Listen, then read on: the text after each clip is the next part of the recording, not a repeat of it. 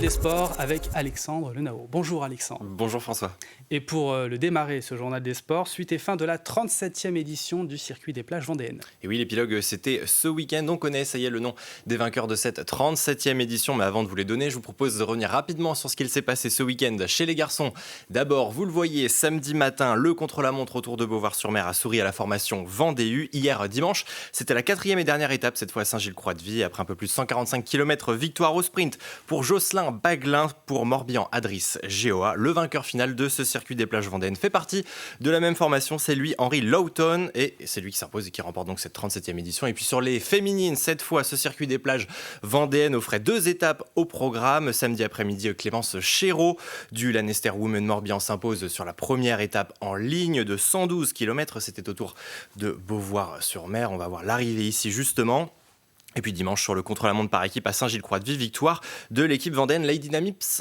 Clarisse Automobile, au général, pas de changement. Clémence Chéreau préserve sa première place et s'adjuge donc ce circuit des plages vendéennes version 2024. Et quelques images de football à présent. Vendredi soir, les Herbiers recevaient Trélissac en ouverture de la 16e journée de National 2. Oui François, après 3 nuls consécutifs en championnat, les Herbretais voulaient retrouver le chemin de la victoire face à Trélissac, modeste 12e et antépénultième de son groupe. Les plus grosses occasions de ce début de match sont Herbretais, 3e minute, Valentin Rémy tente sa chance, mais belle envolée du portier adverse, bien trouvé à l'entrée de la surface. Claude Ateba va obliger Thomas Navo à se coucher. Ateba que l'on retrouve un petit peu avant la demi-heure sur le côté gauche, mais très belle horizontale du gardien Trélissacois. Avant la pause, les visiteurs vont également se procurer une grosse occasion, mais cette frappe file à côté du montant de Pio. 0-0 à la pause.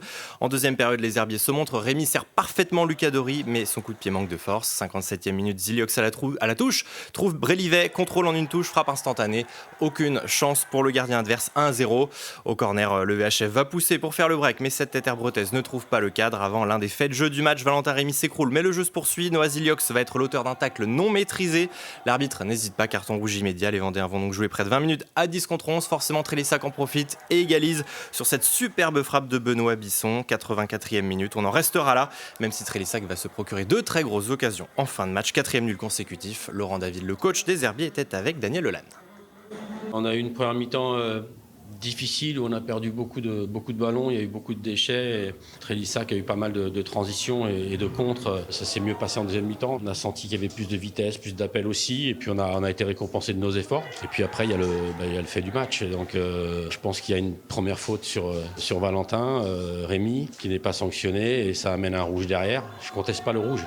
Je conteste la faute et ça n'aurait pas amené le rouge. L'adversaire y a cru forcément et a marqué un but magnifique de 25-30 mètres. Et puis après, il a fallu lutter pour garder ce score. Direction les parquets de hand maintenant à présent, Alexandre, pour 2 rendez-vous. Le premier à suivre du côté de La Roche-sur-Yon, le RVHB affronté Bergerac. C'est ça pour la 16e journée de National 1 féminine. C'est à suivre samedi soir à la salle Omnisport, duel de haut de tableau. La Roche est 5e, Bergerac 1er de son groupe et face aux leaders, les Lyonnaises n'ont pas tremblé. Loin de là, les joueuses d'Ophélie Charbonneau prennent les devants en début de rencontre. Plusieurs réalisations d'Amal Amrouni permettent à La Roche de mener de +5, 11-6 après 20 minutes.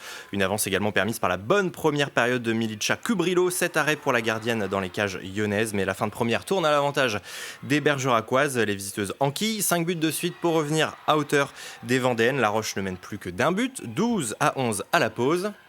Bergerac va revenir à hauteur dans les premières minutes de la seconde période. Le RVHB tient la cadence du leader cependant et ne laisse pas Bergerac prendre les devants. 21 partout avant d'entamer les 10 dernières minutes. L'écart ne se creuse pas et Bergerac va en profiter pour rester à hauteur. 24 partout. Amal Amrouni aura une dernière occasion en toute fin de match mais sans réussite. On en restera donc là 24-24. La réaction de l'entraîneur des Lyonnaises, Ophélie Charbonneau, c'est avec Ambroise Robet.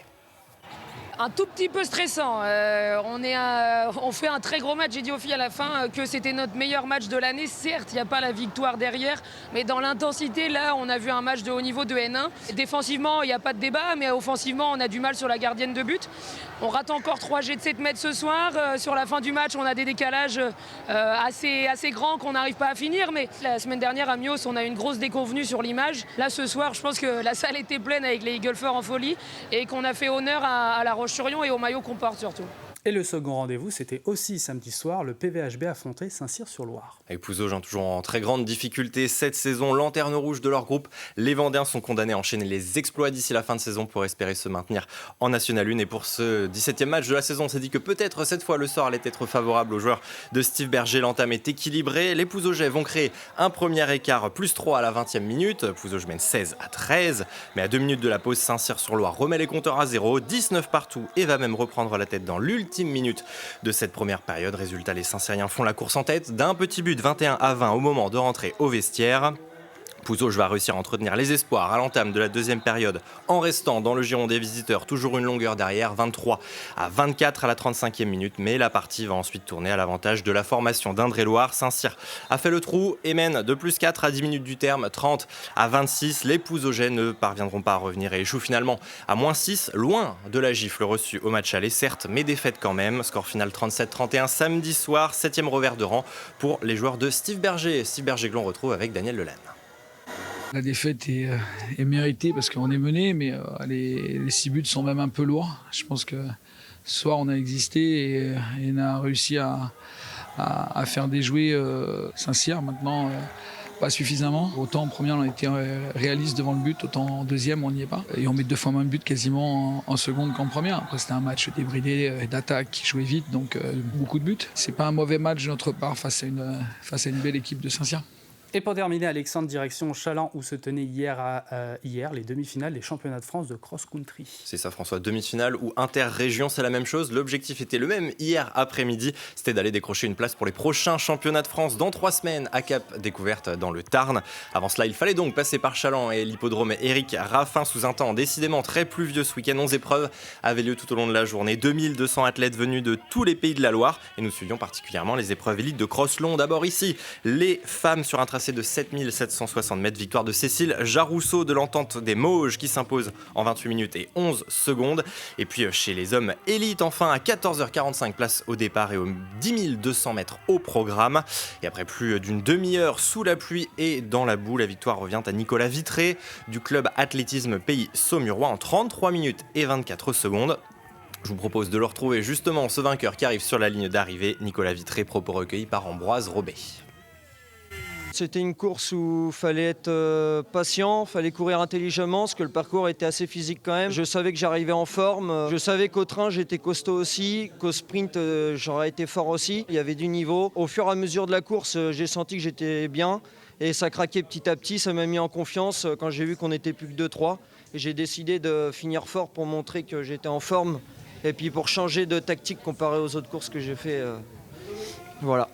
Puis avant de nous quitter, quelques images basket pour vous François et les téléspectateurs avec un résultat à vous communiquer, celui de la Roche Vendée Basket qui retrouvait la Ligue féminine. C'était hier après-midi sur le parquet de Charnay. Les Tigresses s'inclinent au final 96-82. Le RVBC reste 11e et avant-dernier.